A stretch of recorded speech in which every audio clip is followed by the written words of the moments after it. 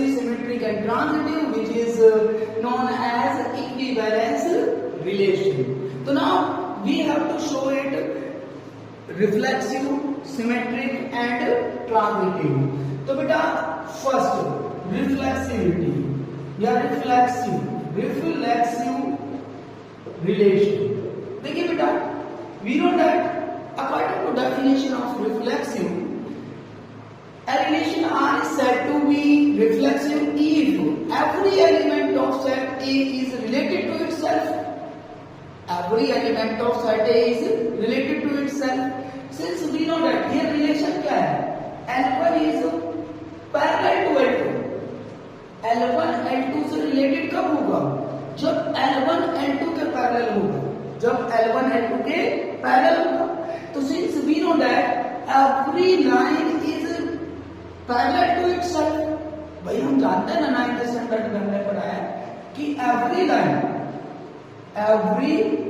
line since every line is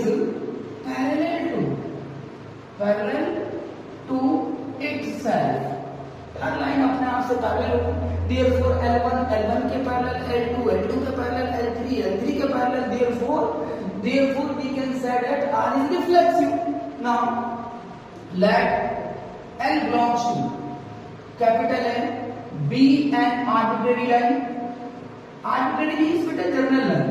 Arbitrary line. Therefore L is related to L. Why? Because every line is parallel to itself. Every line is parallel to itself. So therefore we can say that L is related to L. Hence R is a reflexive relation. R is a reflexive relation. R क्या होगा बेटा? Reflexive relation होगा. Now second क्या करना है? Symmetric. क्या show करना है बेटा? Symmetric relation. बहुत अच्छे से समझ आएगा आपको, थोड़ा सा ध्यान दीजिए बस.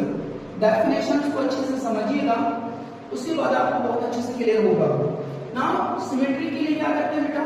हम कोई भी दो लाइन लेते हैं, तो यहाँ पे आप जो है टू लाइंस लेंगे. Let us suppose that L1 and L2. L1 and L2. एक मिनट, इसका खत्म हो गया हमारा करता है. हाँ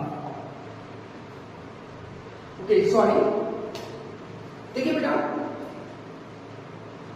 symmetric relation. Let L1 L2 belongs to capital A be two arbitrary lines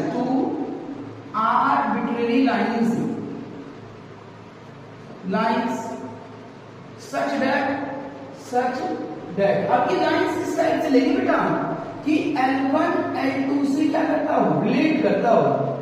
L1 L2 belongs to R, which implies that, इसका मीनिंग क्या है? L1 is parallel to L2. बेटा हम ये भी तो कह सकते हैं कि L2 is parallel to L1. कोई प्रॉब्लम नहीं है, क्योंकि भाई अगर L1 ये L1 ये L2 है, ये दोनों पैरेलल है. या तो ये बोला L1 पैरेलल टू L2 है, या फिर L2 पैरेलल L1 है, एक ही बात है. Therefore we can say that L2 L1 belongs to R. Hence R is a symmetric relation. R is a symmetric relation. Symmetric हो गया बेटा. अब लास्ट बचता है हमारा ट्रांजिटिव. क्या बचता है? ट्रांजिटिव. तो ट्रांजिटिविटी को यहाँ सॉल्व कर देते हैं बेटा. ट्रांजिटिविटी के लिए क्या करना पड़ेगा हमें बेटा? 3 लाइंस लेनी होगी. कितने लाइंस लेंगे हम? 3 लाइंस. किसके लिए? ट्रांजिटिविटी के लिए. तो ट्रांजिटिव रिलेशन देखिए बेटा, late L1 L2 L3 belongs to capital A be 3 arbitrary lines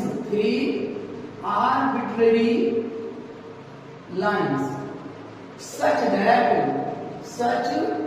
that L1 L2 belongs to R and L2 L3 belongs to R. इसका मीनिंग क्या है बेटा? यहां लिखते हैं यहां पर कि L1 is parallel to L2 and L1 is parallel to L3. जो बेटा L1 L2 के पैरेलल है, L2